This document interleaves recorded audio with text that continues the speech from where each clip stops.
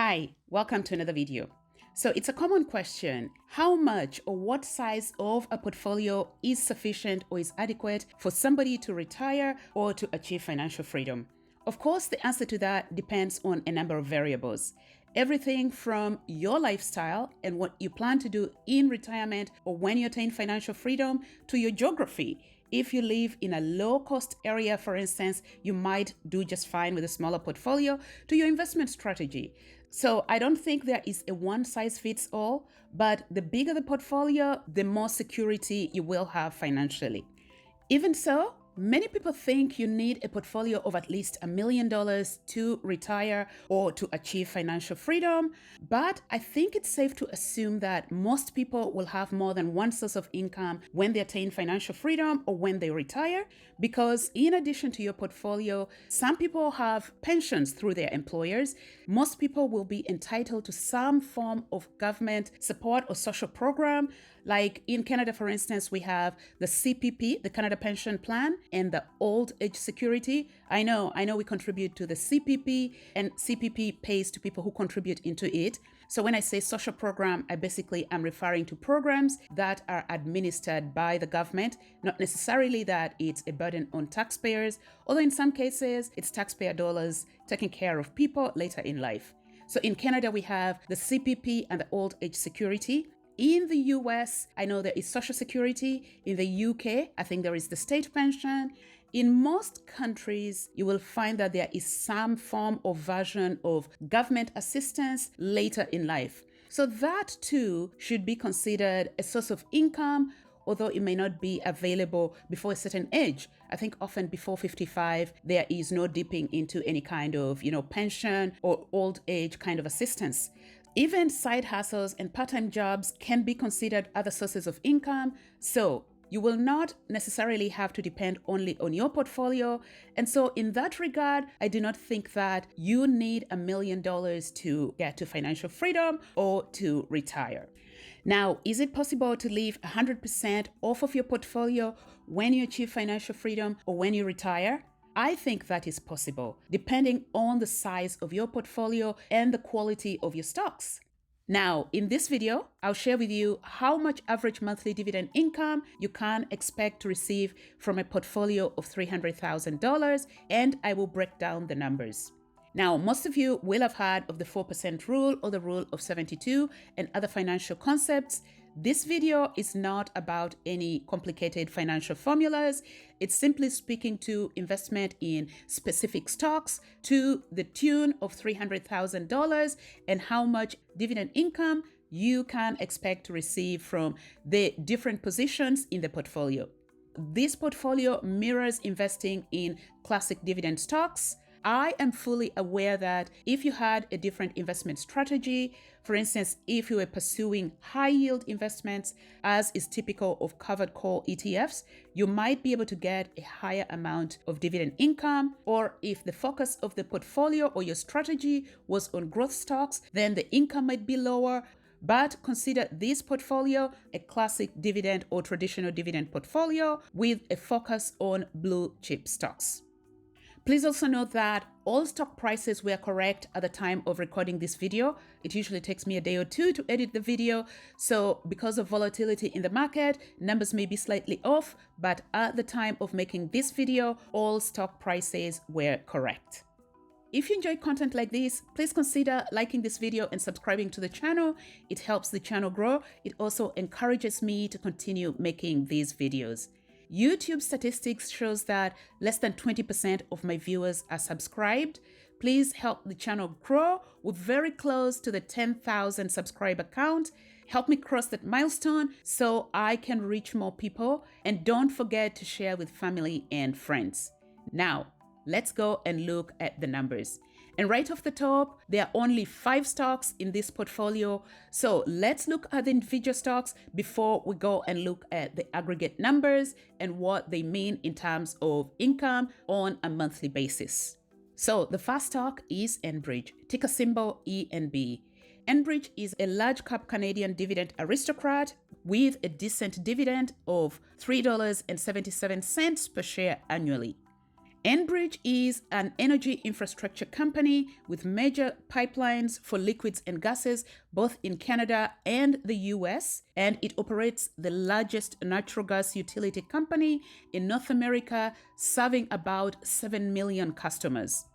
Because it operates in a regulated industry, it's a great defensive stock, and it is a very popular stock among dividend investors.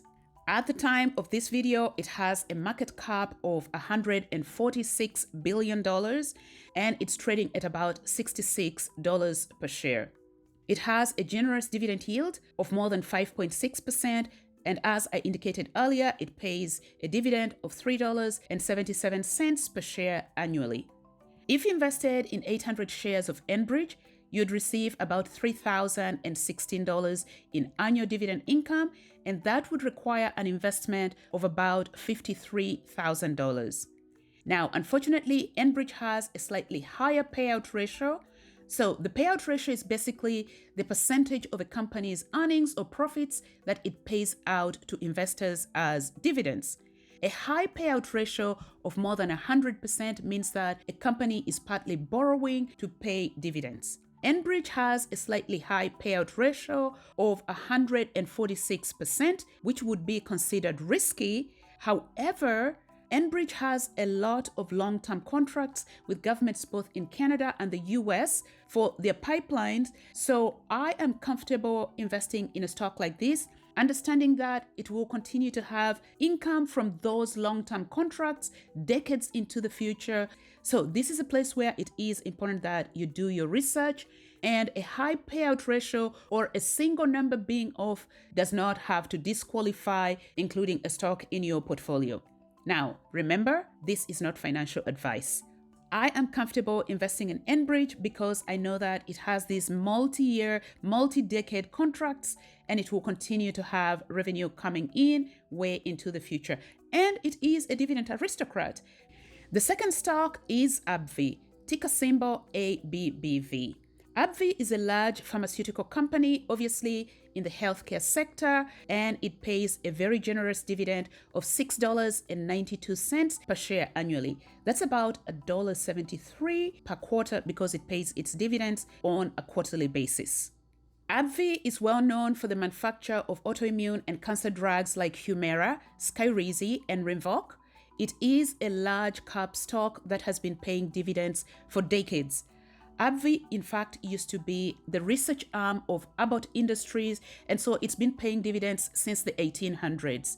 It currently has a market cap of about $387 billion. The stock is up about 28% year to date, and it currently is trading at about $219 per share, which is down from its 52-week high, which was about $245. Because of the growth in its share price, it only has a modest yield of just over 3%, 3.16%. But as I indicated, it has a very generous dividend payment of $6.92 per share annually. If you invested in 250 shares of AbbVie, you'd receive about $2,440 in annual dividend income, and that would require an investment of at least $77,000, and that's in Canadian dollars. Unfortunately, like Enbridge, AbbVie has a very high payout ratio. In fact, much higher than Enbridge at about 490%. And so that would be considered very risky. It's why it's important to do your own research and do not just buy stocks because you hear of some YouTuber investing in a stock. Now, I have AbbVie in my portfolio, and despite the high payout ratio, I'm comfortable holding AbbVie in my portfolio because I have some understanding of the fundamentals of the stock. In fact, I know of some analysts that are calling for a higher price target of about $289 per share. That being said, please do your own research. A very high debt load, which is what a high payout ratio signifies, means that a company is operating on a lot of debt or borrowing, and that's always a risk. So this is a stock for which you have to do your own research, have a good understanding before you put money in it, but I have AbbVie in my portfolio. And Simply Safe Dividends rates the dividends of AbbVie as safe. The third stock is Altria Group, ticker symbol MO. This is a company in the consumer staples sector.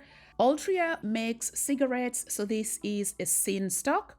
It is a US listed company. In fact, Altria is the country's largest cigarette maker, and it is also very popular among dividend investors. While the stock has returned -13 over the last month, it's generally a profitable stock. In fact, MO is a dividend king and has continuously grown its dividend payments for about 56 years. Altria is a very old company. It was founded in 1822. It is a large cap stock, and at the time of this recording, it has a market cap of about $97 billion. The stock is trading at about $58, down from its 52-week high of nearly $69. So, if you're looking to enter this position, it's pulled back a little bit. Now might be a good time to consider it. The stock has a really high yield of over 7%, and it pays a dividend of about $4.12 per share. It also has a decent payout ratio of about 79%, but that is starting to creep up and look a bit high. If you invested in 600 shares of Altria, you'd receive an annual dividend income of about $3,600, and that would require an investment of almost $49,000 based on the current share price of $58 per share. Altria is generally considered to have a safe dividend. The fourth stock is Toronto Dominion Bank, ticker symbol TD.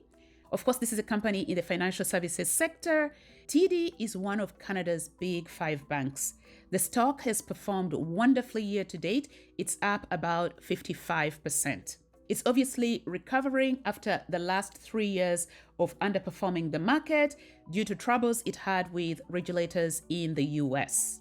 It is a large cap stock with a market capitalization of about $193 billion. It's currently trading at about $114 per share, which is about 56% up from its 52-week low. In fact, RBC raised the price target for TD to $120 just in October. TD has a decent yield of 3.7%, which is lower than earlier this year due to the rapid rise in the stock price. It pays a dividend of $4.20 per share annually, and if you invested in 500 shares of TD, you would receive $2,100 annually in dividend income, and that would cost you about $57,000 based on the stock price of $114 per share.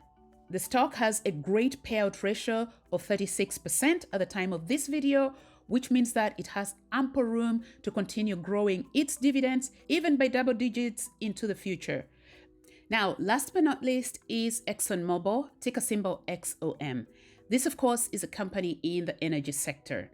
ExxonMobil is one of 2 very popular oil stocks among dividend investors, the other, of course, being Chevron, ticker symbol CVX. Both are integrated energy companies with great business operations.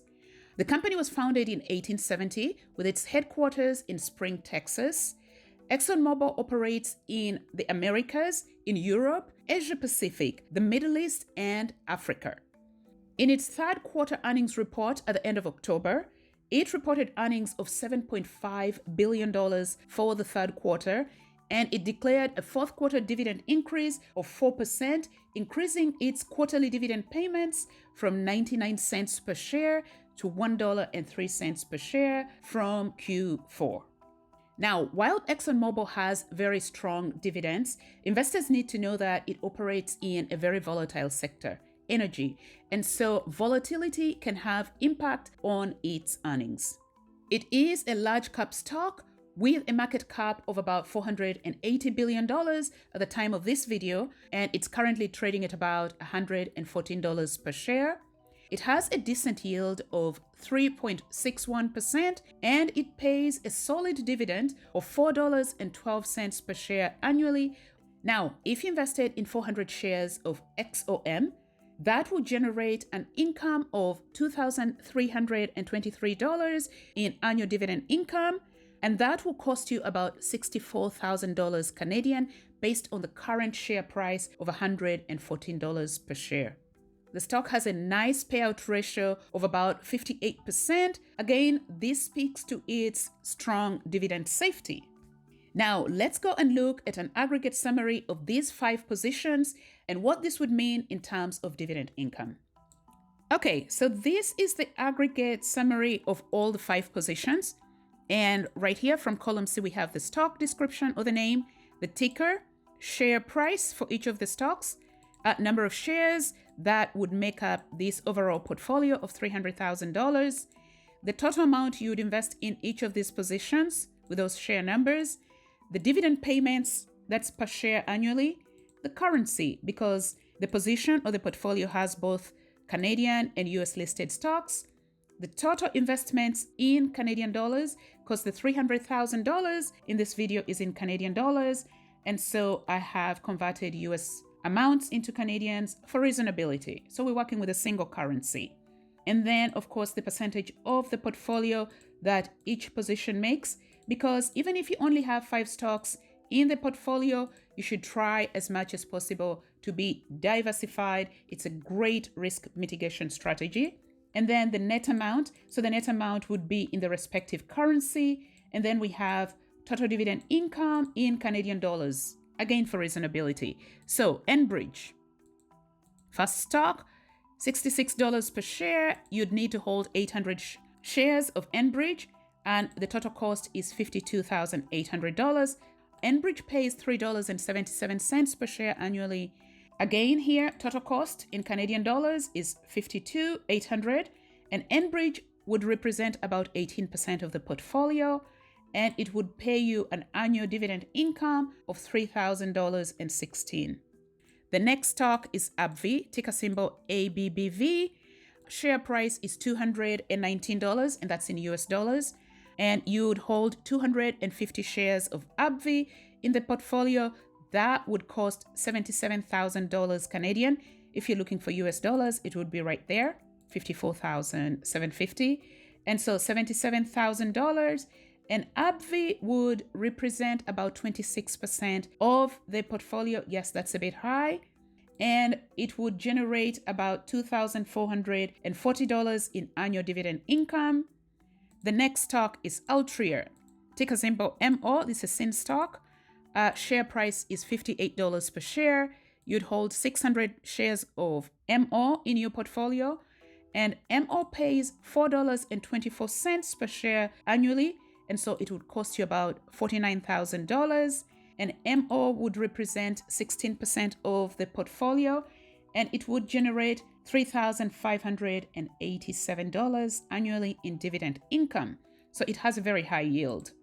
And then you have TD Bank, ticker symbol TD, currently trading at $114 per share. You'd have 500 shares of TD in this portfolio, and that would cost you $57,000, or you'd have to invest $57,000.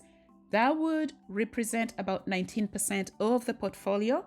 And so that would generate $2,100 in annual dividend income. Last but not least, ExxonMobil, ticker symbol XOM. It's trading at $114, coincidentally the same as TD, but TD is Canadian dollars and ExxonMobil is US dollars. And so you'd hold $400 of ExxonMobil in the portfolio, and that would cost you about $64,000. ExxonMobil pays a dividend of $4.12 per share annually, and so that would generate $2,324 annually in dividend income.